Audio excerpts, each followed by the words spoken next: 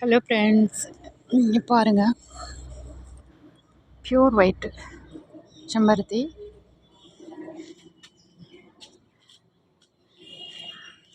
இது செம்பருத்தி காலம்னால செம்பருத்தி எப்போவுமே பூத்துக்கிட்டு இருக்கும். 2 செடி வச்சுட்டா டீக்கும் கிடைக்கும். அதுக்கப்புறமா டீக்கு உபயோகப்படுத்தலாம். பாருங்கள் எவ்வளோ அழகாக இருக்குது பாருங்கள். அதுக்கப்புறமா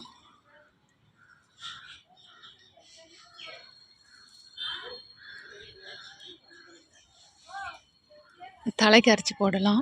இந்த இலையும் அதுக்கப்புறமா பூவும் அதுக்கப்புறமா சாமிக்கு பிடிங்க வைப்போம்.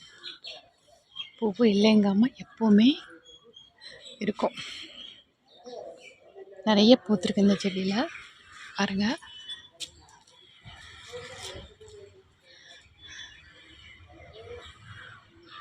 வேஸ்ட்டு டப்பாவில் தான் போட்டு வச்சுருக்கோம்.